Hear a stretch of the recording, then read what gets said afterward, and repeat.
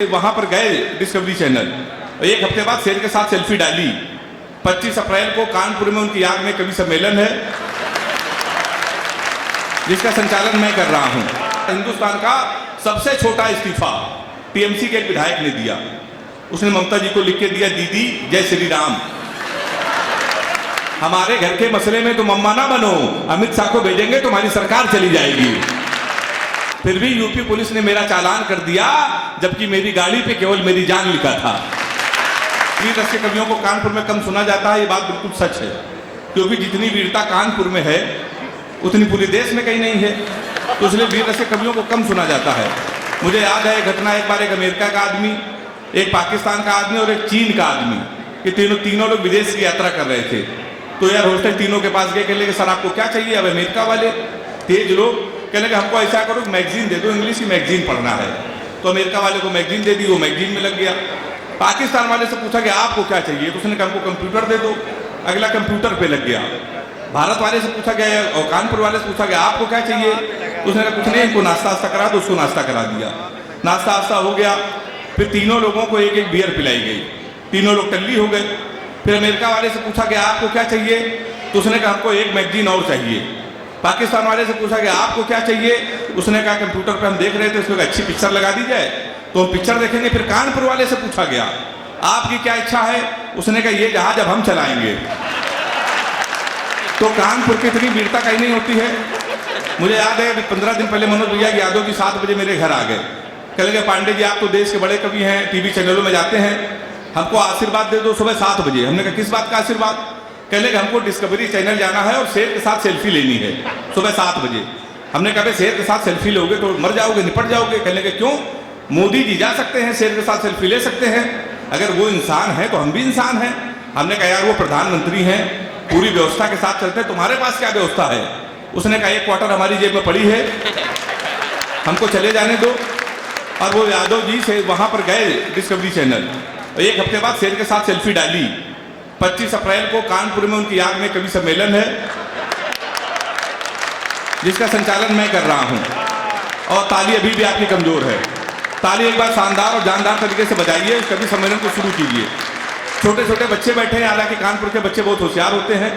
तो एक बार दादी एक बच्चे से परेशान हो गए, कहने लगी यार तुम दिन भर टीवी देखते हो, कभी कभी हमसे बात कर लिया करो। अच्छा वो कानपुर का बच्चा, उसने कहा दादी आज हम तुमसे बात ही कर लेते हैं। तो दादी ये बताओ इस घर में हम लोग 6 लोग हैं, जीवन भर के 6 लोग रहेंगे, संख्या आगे नहीं बढ़ी। दादी ने कहा कौन 6 लोग? तो उसने कहा एक तो आप हैं, एक मम्मी पापा 3, घर में एक बिल्ली पली है 4, छोटी वाली बहन 5 और हम 6। तो दादी ने कहा 6 लोग हैं, तुम चिंता ना करो, हम तुम्हारे पापा से कहेंगे तो वे कुत्ता खरीद लाएंगे, तो हम लोग साथ हो जाएंगे। तो बच्चे ने कहा दादी वो कुत्ता तो ले आएंगे लेकिन वो बिल्ली को खा जाएगा, एक कम हो जाएगा, हम लोग फिर 6 लोग बचेंगे। तो दादी ने कहा ऐसा है तुम बड़े होगे तो तुम्हारी शादी होगी, तुम्हारी दुल्हन आएगी, हम लोग फिर साथ हो जाएंगे। तो उसने कहा दादी बात तो सही है, लेकिन जो हमारी बहन है ये बड़ी होगी, इसकी शादी होगी, अपने घर चली जाएगी, हम लोग फिर 6 लोग रहेंगे। दादी ने ब्रह्मास्त्र लगाया। दादी ने कहा जब तेरे शादी होगी तो तेरे बच्चा भी तो होगा।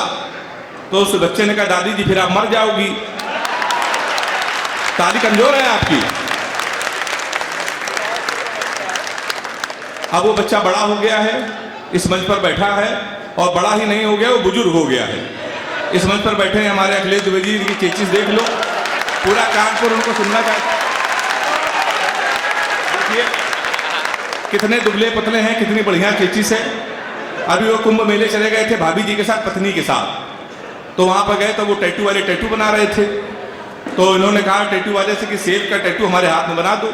टैटू वाले ने अखिलेश द्विवेदी को 10 मिनट देखा, कहा भाई साहब शेर का नहीं बन सकता है, सांप का बन सकता है, और वो भी मरे सांप का। इस बार आप आए हो तो हम मरे सांप का बना देना, अगली बार आए तो केचुए का बनाएंगे। देश के अद्भुत कवि हैं, हंसाने के लिए पूरे देश में जिनको महारत है, हंसाना बहुत कठिन होता है। हमारे अतिथि अभी भी आ रहे हैं, हमारे पनकी के महंत आ गए हैं। मैं चाहता हूं एक बार तालियां उनके सम्मान में भी हो जाए। गुरु जी अपना स्थान आप ग्रहण कीजिए। राजनीति पर छोटी छोटी टिप्पणियां हम लोगों की भी होती रहेंगी। मनोज भैया बैठे हुए हैं, भैया आपने तो तमाम इस्तीफे देखे होंगे, तमाम लोगों ने इस्तीफा दिया। हिंदुस्तान का सबसे छोटा इस्तीफा, ये शंभू भाई ने हमको कल बताया था, हिंदुस्तान का सबसे छोटा इस्तीफा टीएमसी के एक विधायक ने दिया। उसने ममता जी को लिख के दिया, दीदी जय श्री राम। इससे छोटा देखा है कभी आपने? कभी नहीं हो सकता। राजनीति की टिप्पणियां होंगी। अभी राहुल गांधी दक्षिण भारत चले गए तो एक आदमी ने कहा कि यार ये राहुल गांधी वही है जो उत्तर भारतीय को अनमेच्योर कह रहे थे। तो उन्होंने कहा यही राहुल गांधी है। इन्होंने कहा था अनमेच्योर उत्तर प्रदेश से उत्तर भारतीय। तो उन्होंने कहा कि ये राहुल गांधी कहाँ के हैं? तो उनका ये वहीं के हैं। तो कहा इसका मतलब राहुल गांधी सही कह रहे थे। होते हैं वहां के लोग अनमेच्योर। कोरोना में कई लोग निपट गए, ट्रंप हार गए तो लोगों ने कहा कि ट्रंप हारे हैं मोदी की वजह से, भाजपा की वजह से। पर ये बात नहीं है। ट्रंप की अगर हार हुई है तो कांग्रेस की वजह से हार हुई है। मैं आपको दावे के साथ कह सकता हूं, मेरे तर्क पर समर्थन अगर हो तो एक बार जोरदार ताली बजाइएगा। अगर ट्रंप के बाद मनोज भैया हार हुई है तो कांग्रेस की वजह से हुई है। जब ट्रंप आए थे तो मोदी जी ने ट्रंप को 3 बंदर दिखाए थे। तो कांग्रेस वालों ने प्रेस कॉन्फ्रेंस किया, कहे कि हम बहुत नाराज हैं। तो पत्रकारों ने कहा तुम क्यों नाराज हो? तो कांग्रेस वालों ने कहा कि चौथा बंदर क्यों नहीं दिखाया? समझ में आई है तो बजाइए ताली। अच्छा, हम लोग हाथ से कभी है सर, तो लोग हम लोगों को समझते हैं कि इनके अंदर वीरता नहीं है। मैंने 4 पंक्तियां लिखी जब अभी कश्मीर पे 370 धारा हटाई गई तो उस पर इमरान खान ने कहा कि हम इस पर इंटरफेयर करेंगे, मध्यस्थता। तो मैंने 4 पंक्तियां लिखी। अगर आपको लगे हाथ से कभी देशभक्ति की बात इस तरीके से कर सकता है तो एक बार हाथ उठा के अपने घर के छोटे से कवि को आशीर्वाद दे दीजिएगा। हमने कहा इमरान ज्यादा बोलोगे तो तुम्हारी दस्तार चली जाएगी, सर की पगड़ी। हमने कहा इमरान ज्यादा बोलोगे तो तुम्हारी दस्तार चली जाएगी, गोली चली इधर तो उस पार चली जाएगी। हमारे घर के मसले में तुम अम्मा ना बनो, अमित शाह को भेजेंगे तुम्हारी सरकार चली जाएगी। बहुत अच्छा आप सुन रहे हैं। भूपेश दादा ने ताली बजा दी। योगी जी की सरकार है, नए नए बिल आ रहे हैं। कब कौन सा बिल उत्तर प्रदेश में आ जाए कोई भरोसा नहीं। एक बहुत अच्छा बिल उत्तर प्रदेश में योगी जी लेके आए हैं। उन्होंने कहा गाड़ियों के पीछे जाति सूचक शब्द नहीं होने चाहिए। गाड़ियों के पीछे लोग लिखते हैं ब्राह्मण, क्षत्रिय, यदुवंशी लिखते हैं। तो योगी जी ने कहा अगर ये कोई भी गाड़ी पकड़ी गई तो उनका चालान होगा। अब मैं तो कानपुर का हाथ से कभी इसमें भी मैं निपट गया। तो मैंने उस पर 4 पंक्तियां लिखी कि ना ही पंडित लिखा था ना ही चौहान लिखा था। राजा भाई सुनना, ना ही पंडित लिखा था ना ही चौहान लिखा था, उस पर तो मेरे प्यार की पहचान लिखा था। फिर भी यूपी पुलिस ने मेरा चालान कर दिया जबकि मेरी गाड़ी पे केवल मेरी जान लिखा था। तो हम लोग तो सब हाथ से कभी हैं। मेरी जान इसलिए लिखा था कि मैं तो कानपुर का हूं। हालांकि प्यार मोहब्बत से मैं बहुत दूर रहता हूं क्योंकि लड़कियों की बीमारी होती। किसी लड़की का आप गौर से देख लो तो कहेंगे देखो कैसे कुत्ते की तरह देख रहा है, ना देखो तो कहेंगे कुत्ता देख भी नहीं रहा है। ताली एक बार जोरदार बजा दीजिए तो मैं शुरू हो जाऊं। बहुत मेरे पास मैसेज आ रहे हैं कि भैया ये सुना देना वो सुना देना। हमारा प्रशांत का भी आदेश कह रहा है SSC वाला सुना दीजिए। ये पूरे हिंदुस्तान में टिकटॉक पे सर्वाधिक वायरल हुआ। मैं वो नहीं सुनाता हूं तो कभी सम्मेलन में उसको आजकल जाने नहीं दिया जाता है। तो मैं प्यार मोहब्बत क्यों नहीं करता हूं? राजा भाई सुनिएगा, मेरा बचपन का मित्र है, उसने हमको रोते रोते लव स्टोरी सुनाई थी। हमने रोते रोते लव स्टोरी सुनी थी, बहुत वायरल हुई टिकटॉक पे। तब से हमने कसम खा ली न प्यार करेंगे न किसी को प्यार करने देंगे। वो लव स्टोरी हम पूरे कानपुर को सुना दे रहे हैं। मेरा चैलेंज है, प्यार हिम्मत हो तो प्यार करके दिखा देना। वो लव स्टोरी कुछ इस तरीके की है, जब हम 3 साल के थे तब वो पैदा हुई थी। हम कक्षा 2 में आए, वो KG में आई। हम 5 में आए, वो 4 में आई। हम हाई स्कूल में आए, वो 9th में आई। हम इंटर में आए, वो 1st ईयर में आई।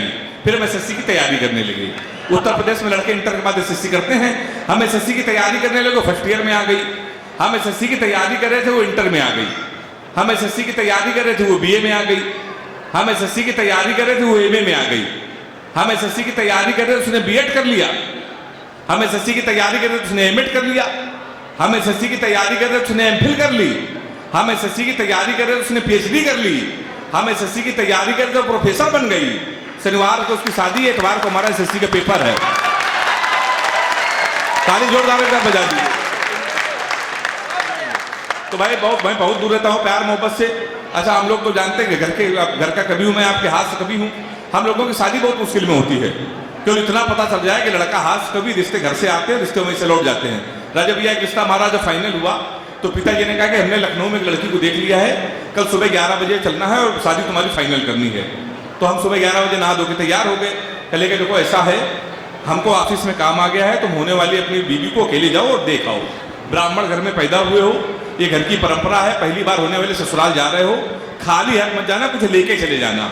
अब हम कानपुर के, हम कट्टा लेके चले गए। तो उसके 2.5 साल बाद जमानत हुई हमारी। तो हमारे जमानत के भी रिश्ते आए। एक रिश्ता हमारे आए तो लड़की के पिताजी आए। आजकल लड़कों का इंटरव्यू होता है।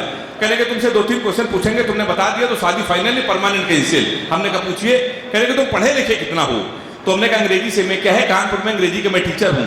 बोले अंग्रेजी आती है? मैंने कहा धारा प्रवाह आती है। बोले अंग्रेजी बोल लेते हो? मैंने कहा बोल लेता हूँ। बोले ABCD आती है? अब अंग्रेजी का टीचर हमसे पूछ रहे ABCD आती है? कह रहे आती है। तो हमने कहने लगे आती है तो छोटी ABCD सुनाओ, यहाँ तालियां आती हैं तो कहाँ सुनाते हैं छोटी ABCD? कहने के तुम अंग्रेजी में फेल, गणित आती है? हमने कहा आती। कहने 45 का पारा सुनाओ, हम उसमें फेल। कहने लगे आखिरी क्वेश्चन पूछ रहे हैं, बता दिया तो फाइनली परमानेंट कैंसिल। हमने कहा पूछिए। कहने लगे हिंदुस्तान में सबसे बड़ा कांड क्या हुआ? हमने कहा जलियांवाला बाग। बोले वेरी गुड, ये कब हुआ था? हमने कहा 1919 में। बोले इसमें हुआ क्या था? हमने कहा अंग्रेजों ने हमारे कई हजार आदमियों को मार दिया था। हमसे कहने लगे सबके नाम पते बताओ, तो हमारी वो शादी भी कैंसिल। हमारे कुछ कानपुर के दोस्त हमारी बारात में डांस कर रहे थे, कान में मोबाइल लगा के भारत पाकिस्तान सेमीफाइनल में की कमेंट्री भी सुन रहे थे। दोनों काम एक साथ कर, बारात में डांस कर रहे, कान में मोबाइल लगा कमेंट्री सुन रहे। हम दूल्हे के बेंच में सजे थे, घोड़ी के ऊपर बैठे थे। जैसे बारात तक पहुंचने वाले थे, एक लड़का घूम के हमारी तरफ चिल्लाया, बोला छक्का। हम डर गए साहब। हमने कहा कहां छक्का? कहने लगा विराट कोहली ने मारा है। तो हमने कहा कोहली ने मारा तो हमारी तरफ क्यों देख रहे हो? शादी के पहले दिन छक्का कह रहा और देख के हमको। हमने कहा अब की मारे तो हमारी तरफ ना देखना। पता चला 2 मिनट बाद इंडिया मैच जीत गई। किसी ने खुशी के मारे घोड़ी के नीचे सुतली बम रख दिया। अब वो बम फटा तो घोड़ी भागने लगी, हम भी भागने लगे। हमने चलती घोड़ी से पिताजी को फोन मिलाया। हमसे बोले कहाँ बेटा? हमने कहा पिताजी भाग रहे हैं। बोले किसके साथ? ताली तो हम लोग ऐसे बजा रहे जिसमें बारात आए थे। हमने कहा घोड़ी के साथ? बोले मैं शर्म नहीं आती, भागना तो किसी लड़की के साथ भाग जाते। हमने कहा पिताजी वो बह गई थी। कहने लगे आज घोड़ी बहकी है, कल को गधी बहकी तो उसके साथ भाग जाओगे। भाई साहब उन्होंने मोबाइल बंद कर लिया। 1 हफ्ते लगातार भागते रहे। 1 हफ्ते बाद हमको होश आया तो हमने अपने आप को जंगल में पाया। वहाँ 4-5 आदमी खड़े थे। हमने कहा कानपुर का पता बता दो, बीबी को विदा कराना है। तो उनके देखो ऐसा है, हमारे यहाँ रामलीला का पाठ चल रहा है, ये राम है ये लक्ष्मण है। सूप नखा का रोल जिसे करना था नहीं आया, तुम सूप नखा का रोल कर लो। हमने कहा इसमें क्या करना पड़ेगा? पूरा नाक कटवानी पड़ेगी। हमने कहा वो तो कट चुकी है। हमने उनकी बात मान ली। रात भर सूप नखा का रोल किया। सुबह 4 बजे हमारी आंख खुली, हमारे असली कपड़े गए, वहां के आदमी गए। सूप नखा के ड्रेस में पैदल हम अपने घर पे। हमारे पिताजी छज्जे के ऊपर खड़े थे। हमने कहा पिताजी पहचाना? उन्होंने हमारी माँ से कहा इसको कटोरा आटा दे दो। हमारे पिताजी नहीं पहचान पाए। हमने आपके पुत्र है। बोले बेवकूफ मत बनाओ, हमारे 2 ही पुत्र के इंजीनियर है, ना कटवा के घोड़ी साथ भाग गया है। ससुराल के तुम्हारे साले ने भगा दिया। हमारे घर के सामने पुलिस थाने के तो SP साहब बैठे थे, उनके पैर छुए। हमने कहा हमारे साले खिलाफ FIR लिख लीजिए। कहने तुम ही हेमंत पांडे हो? हमने कहा कहेंगे तुम्हारे ना पहले से FIR है घोड़ी के अपहरण की। तुमको 2 दिन का समय दे रहे हैं, घोड़ी नहीं तो तुम जेल चले जाओगे। उत्तर प्रदेश का बड़ा व्यंग एक टिप्पणी में कर रहा हूं, व्यंग समझ में आ जाए तो हाथ उठा के ताली बजा के बताना मेरा व्यंग आपको समझ में आया। हमने उनके पैर छुआ। हमने कहा घोड़ी ढूंढ लाइए। कहेंगे पुलिस का काम है घोड़ी ढूंढना। हमने कहा ढूंढ लाइए। कहेंगे पुलिस के इतने बड़े अधिकारी घोड़ी ढूंढना है। हमने कहा SP साहब भैंस तो आप ढूंढ लाए थे।